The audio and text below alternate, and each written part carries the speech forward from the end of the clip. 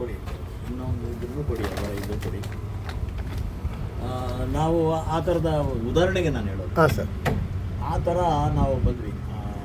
ಇದು ಆಮೇಲೆ ನೋಡಿ, ಅದೇ ಆಲನಹಳ್ಳಿ ಕೃಷ್ಣ ತುಂಬ ಪ್ರತಿಭಾವಂತ ಇದ್ದ, ಆದರೆ ಒಂದು ಶಿಸ್ತು ಇರಲಿಲ್ಲ.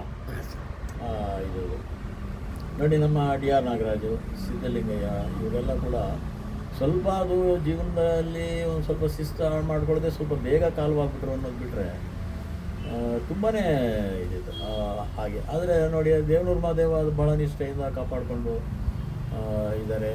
ನಮ್ಮ ರಾಮದಾಸ್ ಅವರಂತೂ ನಾವೆಲ್ಲ ಒಟ್ಟಿಗೆ ಓದ್ತಿದ್ದ ಸ್ನೇಹಿತರು. ಅವು ಸ್ವಲ್ಪ ಎಕ್ಸ್ಟ್ರಿಮಿಟೀಸು ಮತ್ತು ಎಲ್ಲ ಇದ್ದಿದ್ದರಿಂದ ಸ್ವಲ್ಪ ಬೇಗ ಕಾಲವಾದರು. ಅವ್ರದ್ದು ಪ್ರತಿ ಸೆಕೆಂಡೂ ಕೂಡ ಪ್ರತಿಭಟನೆ ಮಾಡೋ ಗುಣ ಇತ್ತು. ನಾವು ಈಗ 3 ಹೊತ್ತು ಪ್ರತಿಭಟನೆ ಮಾಡ್ತಾ ಕುಂತ್ಕೊಂಡ್ರೆ ಅಕಾಡೆಮಿಕ್ ಫೀಲ್ಡಲ್ಲಿ ಮುಂದುವರಿಯೋಕ್ಕಾಗಲ್ಲ. ಹಾಗಾಗಿ ನಮಗೆ ಒಳ್ಳೆ ಅವಕಾಶಗಳು ಯೂನಿವರ್ಸಿಟಿಗಳಲ್ಲಿ ಸಿಕ್ತು. ನೋಡಿ, ನನಗೆ ಅವೆಲ್ಲ ಇದ್ದುದರಿಂದನೇ ಕೆ ಎಂ ಶಂಕರಪ್ಪ ಅವರು ನೋಡಿ, ಒಬ್ಬಳು ದೊಡ್ಡ ಸೋಷಲಿಸ್ಟ್ ಅವರು ಪರಿಚಯ ಇದ್ದರು. ನೋಡಿ, 53 ವರ್ಷದ ಹಿಂದೆನೇ ಹಳ್ಳಿನಲ್ಲಿ ಸರಳ ಮದುವೆ ಆಗಬೇಕು. ಕುವೆಂಪು ಅವರು ಮಂತ್ರಮಾಂಗಲ್ಯ ಅಂದರೆ ಅದು ಸರಳ ಮದುವೆನ ಕುವೆಂಪು ತತ್ವಗಳ ಹಿನ್ನೆಲೆಯಲ್ಲಿ ಹಳ್ಳಿಗಾಡಿನಲ್ಲಿ ಹೇಗೆ ಮಾಡಬೇಕು, ಒಬ್ಬ ಬ್ರಾಹ್ಮಣ ಪುರೋಹಿತನ ಬದಲು ನಮ್ಮ ಹಳ್ಳಿಯ ಒಬ್ಬ ದಲಿತನೇ ಅವನು ಪ್ರೀಸ್ಟ್ ಆಗೋ ಥರ, ಅಂದರೆ ಪ್ರಮಾಣ ವಚನ ಬೋಧಿಸೋ ಥರ ಮಾಡಬೇಕಂದ್ಬಿಟ್ಟು ಒಂದು ಮೂಢನಂಬಿಕೆ ವಿರೋಧಿ ಸಮ್ಮೇಳನ ಅಂತ ಮಾಡಿದ್ವಿ. ಆಗ ನಾನು ಆಗ್ತಾನೆ ಲೆಕ್ಚರರ್ ಅದು ಹೊಸದು.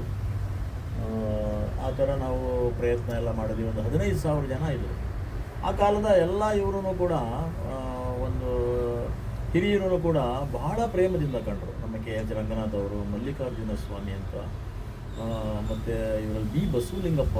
ಅಯ್ಯೋ, ಅವರು ನಮ್ಮ ಬರಹಗಳನ್ನು ನೋಡಿ ಗಂಗೋತ್ರಿಗೆ ಹುಡುಕೊಂಬಂದಿದ್ರು. ಹಾಗೆ ಒಂದು ಈ ಆದರ್ಶ ಇತ್ಯಾದಿಗಳು ಒಂದು ಸೃಜನಶೀಲವಾಗಿರ್ತವೆ ಮತ್ತು ನಮ್ಮನ್ನು ಕಾಪಾಡ್ತವೆ. ಅದಕ್ಕೆ ಟೀನೇಜ್ ಡೇಸಲ್ಲಿ ಒಂದು ಈ ಥರದ ತತ್ವಗಳು ಇದ್ದರೆ ಒಳ್ಳೆಯದು. ಒಂದು ವೇಳೆ ಅವರು ಆ ದಾರಿ ತಪ್ಪಿದ್ರೆ ಅವರೇ ನೊಂದ್ಕೊಳ್ತಾರೆ. ಹೌದು ಸರ್, ಅವ್ರಿಗೆ ಗೊತ್ತಾಗುತ್ತೆ, ಅವರ ಆತ್ಮಕ್ಕೆ ಚುಚ್ಚುತ್ತೆ ಅದು. ಆ ದೃಷ್ಟಿಯಿಂದ ನಾವೀಗ ಶ್ರೀನಿವಾಸ್ ಕುಮಾರ್ ಅವ್ರ ಮೇಲೆ ಮಾತಾಡ್ತಿದ್ವಿ, ಮತ್ತು ಕೃಷ್ಣ ಪ್ರಸಾದ್ ಅವರೆಲ್ಲ ಎಷ್ಟು ಒಳ್ಳೆ ಕೆಲಸ ಮಾಡಿದೆವು. ನಮಗೆ ಒಂದು ಪರಂಪರೆಯಲ್ಲಿ ಅತ್ಯುತ್ತಮವಾದದ್ದು ಉಳಿಬೇಕು, ಪ್ರಕೃತಿನೂ ಉಳಿಬೇಕು. ಹೌದು ಸರ್. ಮತ್ತು ಎಲ್ಲರೂ ಸರ್ವ ಜನಾಂಗದ ಶಾಂತಿಯ ತೋಟ. ನೋಡಿ, ಆ ಕುವೆಂಪು ಆ ಅರ್ಥದಲ್ಲಿ ಮಾಡಿದ ಸಾಧನೆ ಇದೆಯಲ್ಲ, ಬಹಳ ತಾಳ್ಮೆಯಿಂದ, ಪರಿಮಿತವಾದ ತಾಳ್ಮೆಯಿಂದ ಎಷ್ಟು ದೊಡ್ಡ ಅತ್ಯುತ್ತಮ ಕೃತಿಗಳನ್ನೆಲ್ಲ ಓದ್ಕೊಂಡು ಅದ್ರ ಒಳ್ಳೆಯದನ್ನೆಲ್ಲ ಇದು ಮಾಡಿದ್ರು ಅವರು. ವಿಶ್ವದ ಎಲ್ಲ ಮಹಾಕಾವ್ಯಗಳನ್ನು ಓದ್ಕೊಂಡ್ರು. ನೋಡಿ, ಹಳ್ಳಿಗಾಡು ಯಾವ ಥರದ ನೋಡಿ, 1900 ಸ್ವಾತಂತ್ರ್ಯ ಬಂದ ಮೇಲೆ ನಮಗಿದಾಗ, ಅವರು ಸ್ವಾತಂತ್ರ್ಯ ಪೂರ್ವದಲ್ಲೇ ಹುಟ್ಟಿ ಒಂದು ವೇಳೆ ನೋಡಿ ಬ್ರಿಟಿಷರು ಬಂದದ್ರಿಂದ ಒಳ್ಳೆಯದು ಕೆಟ್ಟದ್ದು ಎರಡೂ ಆಗಿದೆ. ನೋಡಿ, ಅಲ್ಲೇ ಇದ್ರೆ ಇನ್ನೂ ಸನಾತನ ಚಿಂತನೆ ಭಾರತದಲ್ಲಿ ಇರ್ತಿತ್ತು ಅನ್ನೋದನ್ನು ಕುವೆಂಪು ಹೇಳ್ತಾರೆ.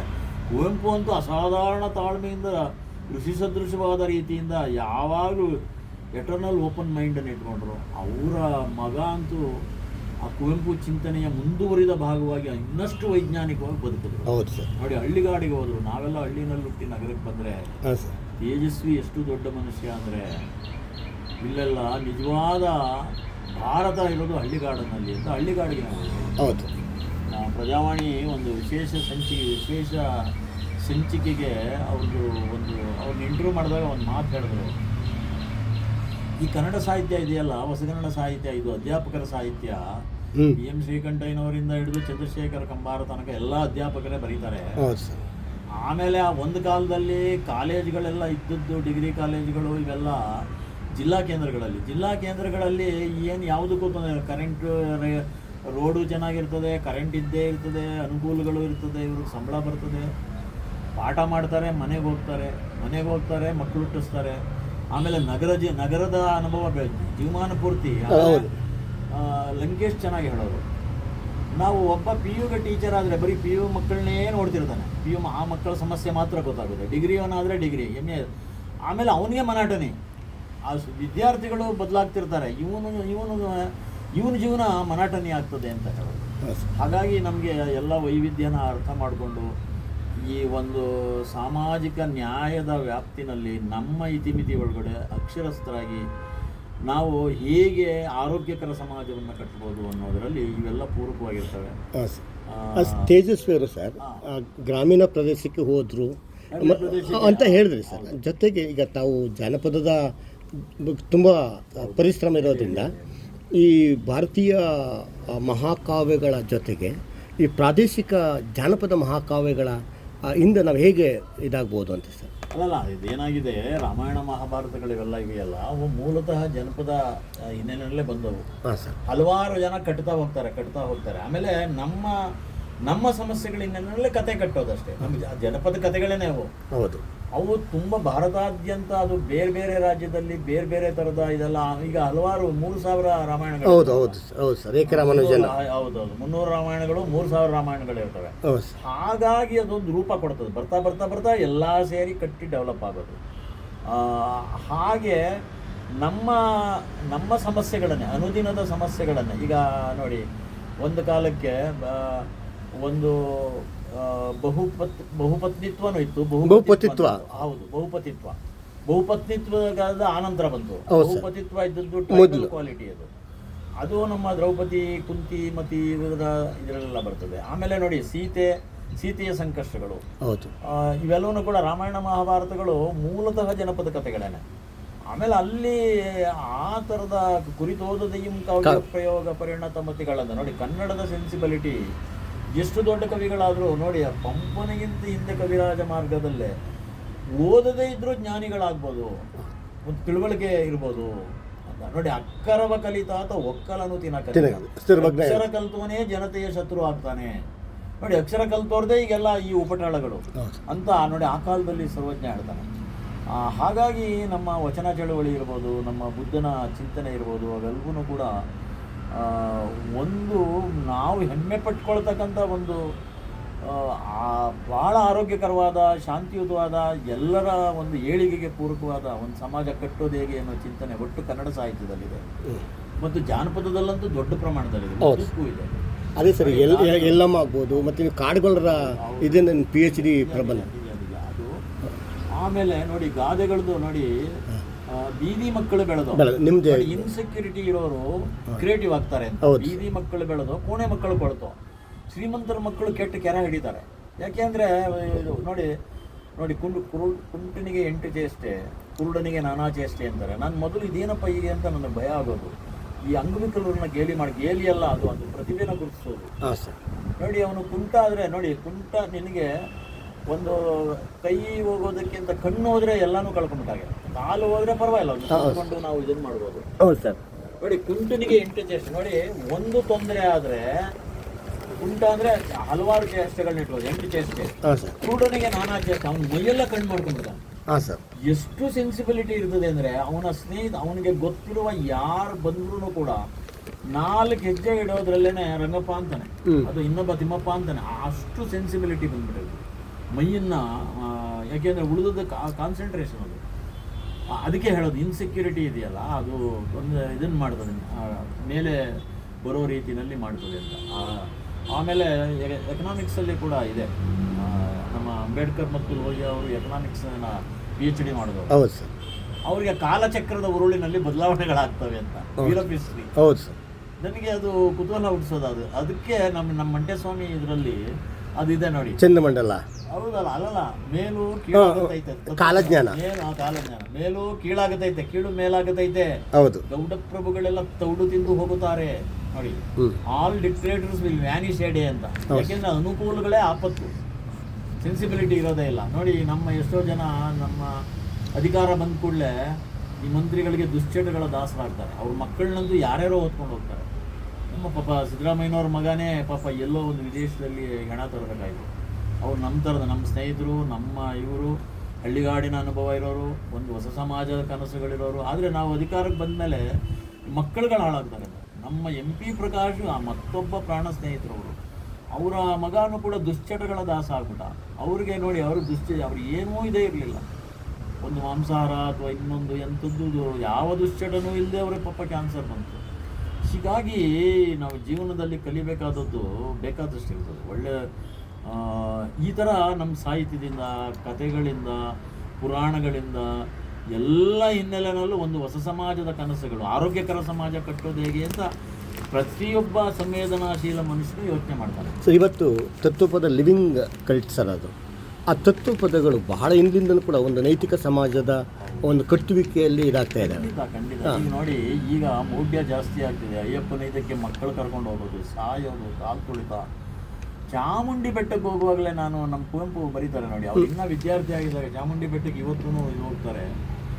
ಅಲ್ಲಿ ಇವತ್ತೂ ಕೂಡ 1000 ಮೆಟ್ಲ ತುದಿನಲ್ಲಿ ಬಡವರು ಕುಳಿತಿರ್ತಾರೆ, ತುಂಬ ಬಡವರು ಕುಳಿತಿರ್ತಾರೆ, ಅಂಗವಿಕಲರು ಕುಳಿತಿರ್ತಾರೆ, ವಯಸ್ಸಾದವರು ಕುಳಿತು ಒಂದು ಅಜ್ಜಿ ಕುಳಿತು ಭಿಕ್ಷೆ ಬೇಡ್ತಿರ್ತಾರೆ.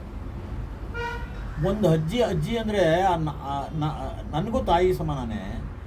ಆ ತಾಯಿನ ನಾವಲ್ಲಿ ಕೂರಿಸಿದ್ದೀವಲ್ಲ, ನನ್ನ ತಾಯಿನೇ ಕೂತಾಗೆ ಅಂದರು.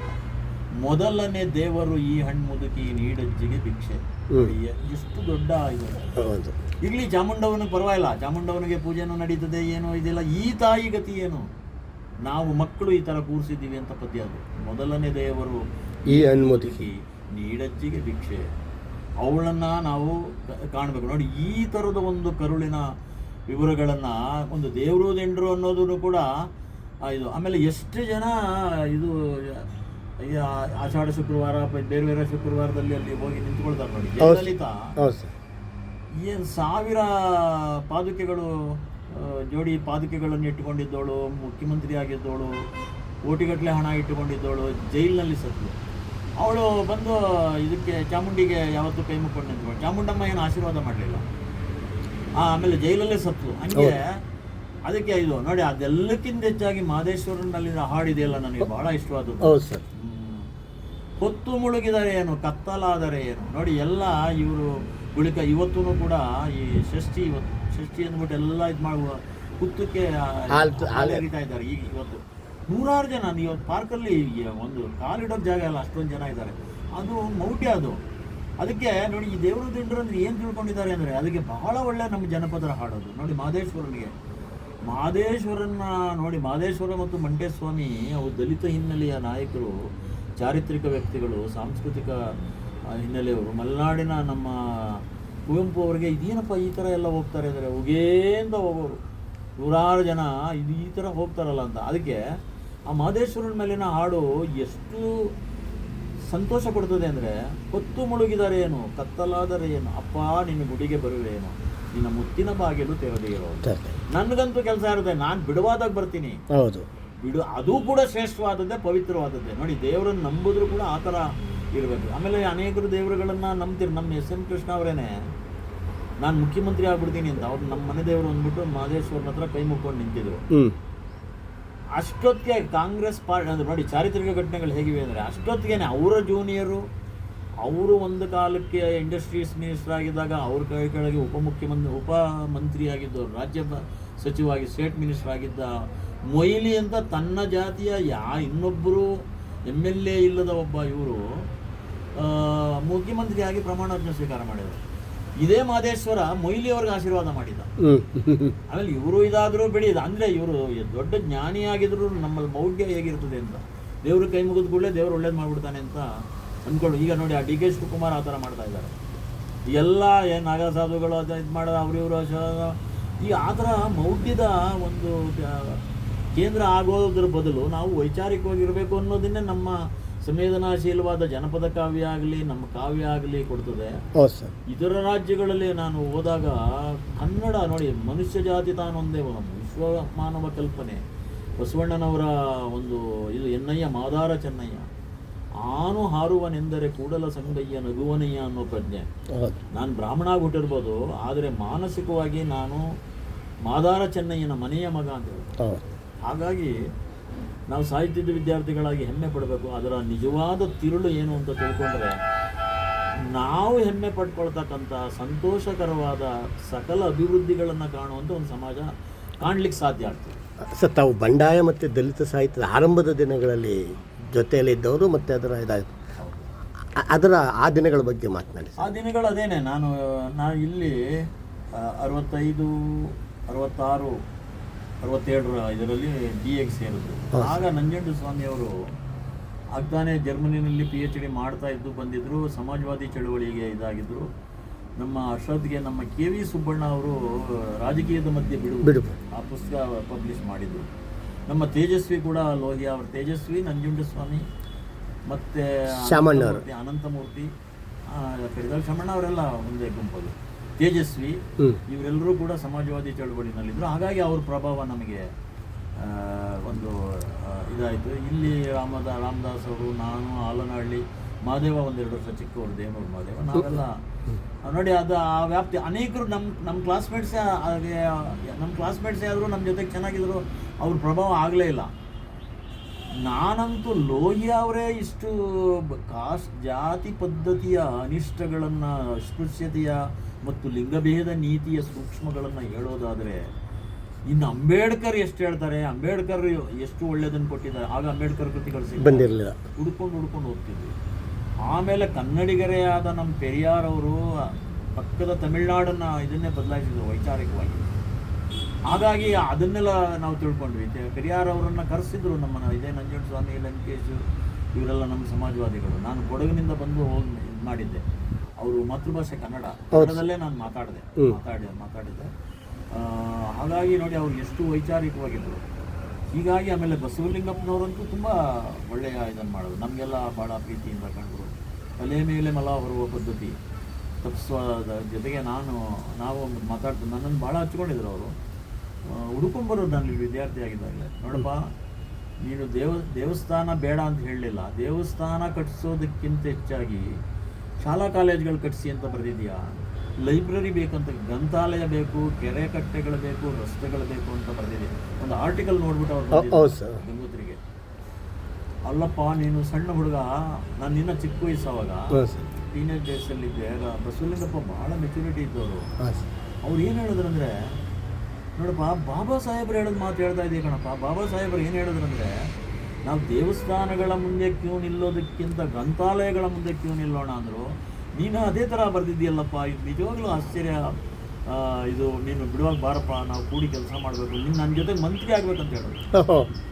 ನೀನು you belongs to major community, ನಾವೇ ಇದನ್ನೆಲ್ಲ ಕೊಡ್ತೀವಿ, ನೀನು ನನ್ನ ಜೊತೆಗೆ ಮಂತ್ರಿ ಆದರೆ ನಾವು ಒಟ್ಟಿಗೆ ಕೆಲಸ ಮಾಡ್ಬೋದು. ನನಗೇನು ಆ ಕಾಲಕ್ಕೆ ನಾನು ಹೇಳಿದೆ, ಇಲ್ಲ ರಾಜಕಾರಣಿ ಆದರೆ, ಮಂತ್ರಿ ಆದರೆ, ನೋಡಿ ಈಗ ನಾನು MA ಪಾಠ ಮಾಡುವಷ್ಟು ನನಗೊಂದು ಅವಕಾಶನೇ ಸಿಕ್ಕಿದೆ. ಇಲ್ಲಿ ನಮ್ಮ ವಿದ್ಯಾರ್ಥಿಗಳನ್ನು ತಯಾರು ಮಾಡಲಿಕ್ಕೆ, ಬರೀಲಿಕ್ಕೆ, ಸಂಶೋಧನೆ ಮಾಡಲಿಕ್ಕೆ ಅವಕಾಶ ಇದೆ. ಅಲ್ಲಿ ಬಂದರೆ ಪರ್ಸ್ನಲ್ ಲೈಫ್ ಇರಲ್ಲ. ರಾಜಕೀಯ ಅನ್ನೋದು ಆ ರೀತಿಯಲ್ಲಿ ಓದಲಿಕ್ಕಾಗಲ್ಲ, ಬರೀಲಿಕ್ಕಾಗಲ್ಲ. ನನ್ನ ಭಾಳ ವರ್ಷ ನನಗೆ ಬೆನ್ನತ್ತಿದ್ರು. ಆಮೇಲೆ ಇಲ್ಲ, ನಾನು ದಯಮಾಡಿ ಕ್ಷಮಿಸಿ, ನನ್ನ ಕ್ಷೇತ್ರದಲ್ಲಿ ನಾನು ಇರ್ತೀನಿ, ನಾವು ಏನು ಕೆಲಸ ಮಾಡ್ಬೋದು ನಾವು ಮಾಡೋಣ, ನಿಮ್ಮ ಕೆಲಸ ನೀವು ಮಾಡಿ ಅಂತ. ಆಮೇಲೆ ಡಾಕ್ಟರ್ ಬಸವಳ್ಳಿ ರಾಮಣ್ಣವ್ರು ಒಂದ್ಸಲ ಪರಿಚಯ ಮಾಡಿದ್ರು. ಅವರು ಭಾಳ ದಿಟ್ಟವಾಗಿದ್ದರು, ಧೈರ್ಯವಾಗಿದ್ದರು. ಅವರು ನನ್ನನ್ನು ಕೇಳಿಕೊಂಡ್ರು, ಅವ್ರನ್ನ ಪರಿಚಯ ಮಾಡಿಸ್ದಾಗ, ನೋಡಿ ಇವ್ರಿಗೆ ಧೈರ್ಯ ಇದೆ, ಇವರು ಮೇಜರ್ ಕಮ್ಯುನಿಟಿ ಇದ್ದಾರೆ, ಇವ್ರು ಪಾರ್ಲಿಮೆಂಟ್ ಮೆಂಬರ್ ಮಾಡೋದು ನನಗೆ ಅವಕಾಶ ಇದೆ, ಕಳಿಸ್ಕೊಡಿ. ರಾಮಣ್ಣ ಅವರು ಧೈರ್ಯ ಮಾಡಲಿಲ್ಲ. ನಾನು ಹೇಳಿದೆ, ನೀವು ಡಾಕ್ಟ್ರು ರಾಮಣ್ಣ, ನೀವು ಸೋತರೂ ಕೂಡ ನೀವೇನು ಕಳ್ಕೊಳ್ಳೋದೇನಿಲ್ಲ, ಹೌದು ಕಳ್ಕೊಳ್ಳೋದೇನಿಲ್ಲ, ನೀವು ಮತ್ತೆ ಪ್ರಾಕ್ಟೀಸ್ ಮಾಡ್ಬೋದು ಅಂತ ಹೇಳಿದೆ. ಅವರು ಧೈರ್ಯ ಮಾಡಲಿಲ್ಲ. ಹೀಗಾಗಿ ಇವರೆಲ್ಲ ದೇವರಾಜ ಅರಸು ಕೂಡ ಅಷ್ಟೇ, ಅರಸು ರಾಕ್ಷಸ ಅಂತ ಇದು ಮಾಡಿ ಕುಮಾರವ್ಯಾಸನ ಪದ್ಯನ ಹಾಕಿದೆ ನಾನು. ಚಂಪಾ ಜೈಲಲ್ಲಿದ್ದು ನಾವೆಲ್ಲ ಪ್ರೊಟೆಸ್ಟ್ ಮಾಡಿದ್ರು, ಅರಸು ನಮ್ಮನ್ನು ಜೈಲಿಗೆ ಹಾಕಲಿಲ್ಲ. ಚಂದ್ರಶೇಖರ್ ಪಾಟೀಲ್ರನ್ನು ಜೈಲಿಗೆ ಹಾಕಿದ್ರು. ಅವರು ಒಂದಷ್ಟು ದಿವಸ, 30 ದಿವಸ, 1.5 ತಿಂಗಳೇನೋ ಜೈಲಿನಲ್ಲಿದ್ದರು. ಅದೆಲ್ಲ ಸರ್ಕಾರದ ಇದರಿಂದ ಅದನ್ನು ನಾನೇ ಪಬ್ಲಿಷ್ ಮಾಡಿದೆ, ಗಾಂಧಿ ಸ್ಮರಣೆ ಅಂತ. ನಾವು ನೆನೀಬೇಕಾದದ್ದು ಮಹಾತ್ಮ ಗಾಂಧಿನ, ಈ ಇಂದಿರಾ ಗಾಂಧಿನ ಸ್ಮರಣೆ ಮಾಡ್ತಾ ಇದ್ದೀವಿ ಅಂತ ಅವರು ಬರೀತಾರೆ. ಅಲ್ಲಿ ಮೊದಲನೇ ಸಾಲಲ್ಲೇ ನಾವು ಪದ್ಯ ಹಾಕಿದ್ವಿ ನಾನೇ ಹಾಕಿದ್ದು. ಅರಸು ರಾಕ್ಷಸ, ಮಂತ್ರಿ ಎಂಬುವ ಮೊರೆವ ಹುಲಿ, ಪರಿವಾರ ಹದ್ದಿನ ನೆರವಿ, ಬಡವರ ಭಿನ್ನಪವ ನಿನ್ನಾರು ಕೇಳುವರು, ಉರಿಯುತ್ತಿದೆ ದೇಶ ನಾವಿನ್ನಿರಲು ಬಾರದು ಎನ್ನುತ್ತಾ, ಬೇಸರಿನ ಬೇಗೆಯಲ್ಲಿರದಲೇ ಜನ ಅರಸ ಕೇಳೆಂದ ಅಂತ ಒಂದು ಬರ್ತದೆ. ಅದನ್ನು ಎಷ್ಟೋ ಜನ ಈ ದೊಡ್ಡ ಮಂತ್ರಿಗಳು ತಗೊಂಡೋಗಿ ನಿಮ್ಮನ್ನೇ ರಾಕ್ಷಸ ಅಂದಿದ್ದಾರೆ ಸರ್. ಅರಸೋರು ಇದ್ದರು, ಅವರು ಭಾಳ ಒಳ್ಳೆಯ ಇವರು. ಅವ್ರು ಹೇಳ್ತಾರೆ, ಅಲ್ಲರಿ ನಾನೇನು ದಡ್ಡ ಅಲ್ಲ, ನೋಡಿ ನಮ್ಮ ಕೆಂಗಲ್ ಹನುಮಂತಯ್ಯ, ದೇವರಾಜ ಅರಸು, ನಿಜಲಿಂಗಪ್ಪ ಎಲ್ಲ ಆ ಕಾಲದಲ್ಲಿ ಭಾಳ ಓದ್ಕೊಂಡಿದ್ರು. ಹೌದು ಸರ್. ನೋಡಿ ಕುಮಾರವ್ಯಾಸ ಭಾರತನೇ ಎಲ್ಲ ಒಂದು ಇದು ಮಾಡಿದ್ರು. ನಮ್ಮ ಕೆಂಗಲ್ ₹2 ಪುಸ್ತಕ. ನಮ್ಮನ್ನು ಅರಸು ಅವರು ಹೇಳ್ತಾರೆ, ಅದು ಕೆಟ್ಟ ರಾಜನ ಮೇಲೆ ಹೇಳಿರೋದು. ಅದು ನಾನು ಬಡವರ ಪರ ಇರೋನು, ಅವರು ಬಡವರ ಪರ ಇರೋರು, ಅವ್ರನ್ನ ಜೈಲಿಗೆ ಹಾಕಲ್ಲ ಅಂತ ಹೇಳಿದ್ರು. ಜೈಲಿಗೆ ಹಾಕ್ಬೇಕು ಸರ್, ಅರೆಸ್ಟ್ ಮಾಡ್ಬೇಕು ಸರ್ ಇವರೆಲ್ಲ ಅಂತ. ನಾವಲ್ಲಿ ಅರೆಸ್ಟ್ ಮಾಡ್ತಾ ತುಂಬಾನೇ ಮೆರವಣಿಗೆ ಎಲ್ಲ ಮಾಡಿದ್ವಿ ನಾವು. ಚಂಪಾ ಅವ್ರದ್ದು ಏನೋ ಸೆಂಟ್ರಲ್ ಗೌರ್ಮೆಂಟ್ನಿಂದ ಒತ್ತಡ ಬಂತು ಅಂತ ಆ ಥರ ಹೇಳ್ತಾರೆ ನೋಡಿ. ಆ ಥರದ ಒಂದು ವಾತಾವರಣದ ನಡುವೆ ನಾವು ಬಂದವರು. ಒಳ್ಳೆಯದು ಕೆಟ್ಟದ್ದೆಲ್ಲ ಎಲ್ಲ ಕಾಲಕ್ಕೂ ಇರ್ತದೆ. ನಾವು ಒಂದು ಯಾರು ತಿಳಿದವರಿದ್ದಾರೆ, ಸಂವೇದನಾಶೀಲರಿದ್ದಾರೆ, ಸಾಮಾಜಿಕವಾದ ಎಚ್ಚರವನ್ನು ಕಾಯ್ದಿಟ್ಕೊಂಡಿದ್ದಾರೆ, ನಾವೆಲ್ಲ ಕೂಡಿ ಕಲೆಕ್ಟಿವ್ ಆದರೂ ಈಗ ನೋಡಿ, ಈಗ ಸನಾತನ ಚಿಂತನೆ ದೊಡ್ಡ ಪ್ರಮಾಣದಲ್ಲಿ ರಾಷ್ಟ್ರಾದ್ಯಂತ ಹಬ್ಬುತ್ತಾ ಇದೆ. ಅದರ ವಿರುದ್ಧ ಈ ನಮ್ಮಲ್ಲೇ ಎಲ್ಲ ರಾಜ್ಯಗಳಲ್ಲೂ ಅತ್ಯುತ್ತಮವಾದ ಅಂಶಗಳಿವೆ. ಎಲ್ಲ ಸಾಹಿತ್ಯದಲ್ಲೂ ಕೂಡ ಇರ್ತದೆ.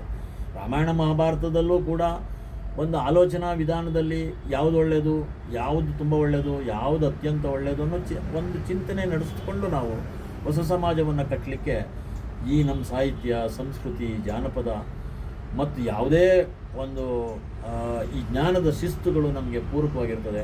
ಅದನ್ನು ಬಳಸ್ಕೊಳ್ಳೋಣ ಅನ್ನೋದೇ ನನ್ನ ಒಂದು ಆಸೆ. ಮತ್ತು ಇದೊಂದು ಸಾಮೂಹಿಕ ಹೊಣೆಗಾರಿಕೆ ಅಂತ ನಾನು ತಿಳ್ಕೊಂಡಿದ್ದೆ. ಅವತ್ತಿನ ದಿವಸ ಸರ್, ಆವಾಗ ನಿಮ್ಮ ಜೊತೆಯಲ್ಲಿ ಇದ್ರಲ್ಲ ಸರ್, ತೇಜಸ್ವಿ ಅವರು ಹೊಸ ದಿಗಂತದೆಡೆಗೆ ಲೇಖನ ಬರೆದರು. ದೇವಯಾರ್ವಿ ಅವರು ದಲಿತ ಬಂಡಾಯ ಸಾಹಿತ್ಯ ಪೂರ್ವ ಪೀಠಿಕೆಗಳು ಅನ್ನುವ ರೀತಿಯಲ್ಲಿ ಬರೆದರು. ಮತ್ತು DR ನಾಗರಾಜ್ ಅವರು ಇರ್ಬೋದು, ಕೀರಮ್ ಅವರು ಇರ್ಬೋದು, ಅವರೆಲ್ಲರೂ ಕೂಡ ಆ ದಿಕ್ಕಿನಲ್ಲಿ ಮಾಡಿದ್ರು. ಇವತ್ತು ವಿಮರ್ಶೆ ಬೇರೆ ನೆಲೆನಲ್ಲಿ ಹೋಗ್ತಾ ಇದೆ ಸರ್.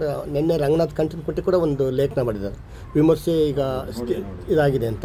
ಇವತ್ತು ಆ ದಿನದ ವಿಮರ್ಶೆಗಳನ್ನು ಮತ್ತು ಇವತ್ತಿನ ಸಂದರ್ಭದಲ್ಲಿ ಮತ್ತೆ ಮರುಕಟ್ಟೋದು ಹೇಗೆ ಅಂತ ಸರ್? ಅಲ್ಲ, ಈಗ ಏನಾಗಿದೆ, ಇವತ್ತೂ ಕೂಡ ತುಂಬ ಸೆನ್ಸಿಬಲ್ ಆದ ಸಾಹಿತಿಗಳು ಇದ್ದಾರೆ, ವಿಮರ್ಶಕರು ಇದ್ದಾರೆ. ಹಾಂ ಸರ್, ನಾವು ಗಮನಿಸ್ತಾ ಇರೋದಲ್ಲ.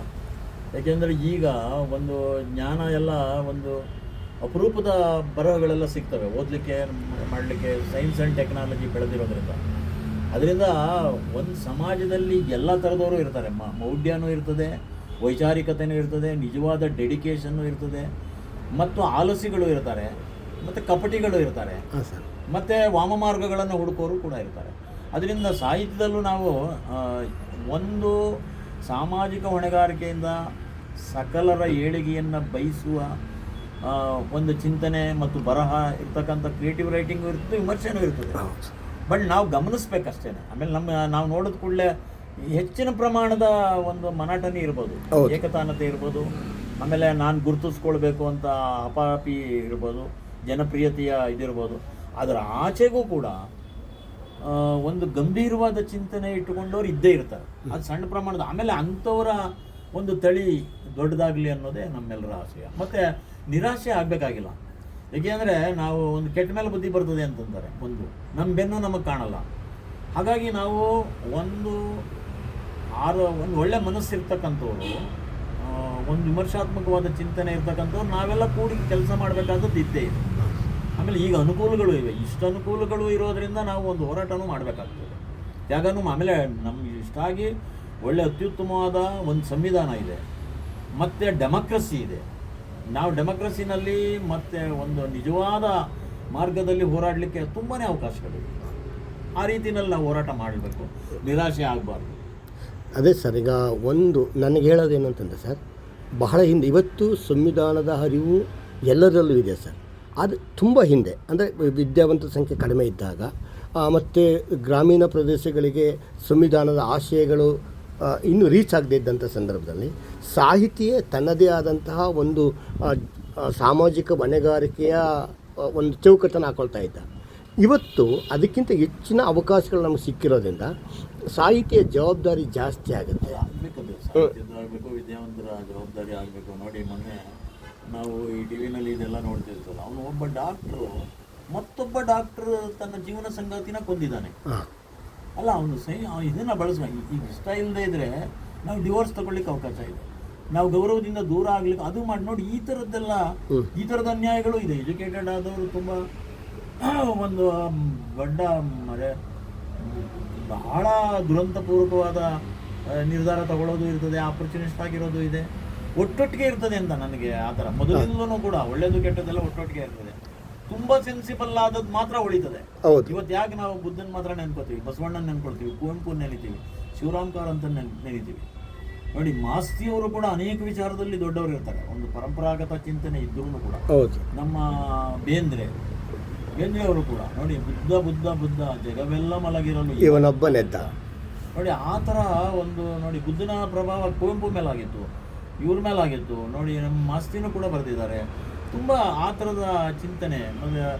ಹಾಗೆ ಒಂದು ಸೆಕ್ಯುಲರಿಸಮ್ಗೆ ಸಂಬಂಧಪಟ್ಟಾಗೆ ನಮ್ಮ ಸಮಾಜದ ಒಂದು ಆಮೇಲೆ ಈ ಬದಲಾದ ಕಾಲದಲ್ಲೂ ಈ ದೊಡ್ಡ ಅನ್ಯಾಯಗಳು ಮೌಢ್ಯ ಇದೆಯಲ್ಲ ಅನ್ನೋದು ನೋವಿನ ವಿಚಾರ ಅದು ಬೆಳೀತಾ ಇದೆ, ಜಾಸ್ತಿ ಆಗ್ತಾ ಇದೆ, ಜಾಸ್ತಿ ಆಗ್ತಾ ಇದೆ. ಜಾಸ್ತಿ ಅದು ನಾವು ಅದಕ್ಕೆ ನಮ್ಮ ನೋಡಿ ನಾವು ಕಾರಣ ಅಂತ. ಅದು ನಾನು ಇದರಲ್ಲಿ ನಾವು ತುರ್ತು ಪರಿಸ್ಥಿತಿ ವಿರುದ್ಧ ಹೋರಾಟ ಮಾಡುವಾಗ ಹೇಳ್ತಾ ಇದ್ವಿ, ತುರ್ತು ಪರಿಸ್ಥಿತಿ ನೋಡಿ, ಅಭಿವ್ಯಕ್ತಿ ಸ್ವಾತಂತ್ರ್ಯದ ಹರಣ ಮಾಡಿದ ಪಾತಕಿಗಳು ಇದನ್ನ ತುರ್ತು ಪರಿಸ್ಥಿತಿನ ತಂದಿದ್ದಾರೆ. ಒಂದು ಪ್ರಜಾಪ್ರಭುತ್ವದ ಸಂದರ್ಭದಲ್ಲಿ ಅವರು ಅಭಿವ್ಯಕ್ತಿ ಸ್ವಾತಂತ್ರ್ಯದ ಹರಣ ಮಾಡ್ತಾ ಇದ್ದಾಗ ನಾವು ಸುಮ್ಮನೆ ಕುಳಿತರೆ ಅದು ನಮ್ಮ ಮುಖಕ್ಕೂ ಕನ್ನಡಿ ಅಂತ, ಹೌದು, ನಮ್ಮ ಹೆಂಬೇಡಿತನದ ಮುಖದ ಕನ್ನಡಿ ಆಗ್ತದೆ ಅಂತ ನಾನು ಹೇಳ್ತಾ ಇದ್ದೆ. ಹಾಗೆ ಯಾರು ಒಂದು ತಿಳುವಳಿಕೆ ಇದ್ದಾರೆ ಅವರೆಲ್ಲ ಕೂಡ ಒಟ್ಟಾಗಿ ದುಡಿಬೇಕು. ಮತ್ತು ಏನು ಮಾಡ್ಬೋದು, ಒಂದು ಡೆಮೊಕ್ರಾಟಿಕ್ ಸೆಟಪಲ್ಲಿ ನಾವು ಹೇಗೆ ಯುನೈಟ್ ಆಗಿ ಕೆಲಸ ಮಾಡ್ಬೋದು ಅನ್ನೋದನ್ನ ಪ್ರಯತ್ನ ಮಾಡೋದು ಒಳ್ಳೆಯದು. ನೋಡಿ, ಪ್ರಯತ್ನ ಮಾಡೋದ್ರಿಂದಲೇ. ಒಂದು ನಿಮಿಷ ಸರ್.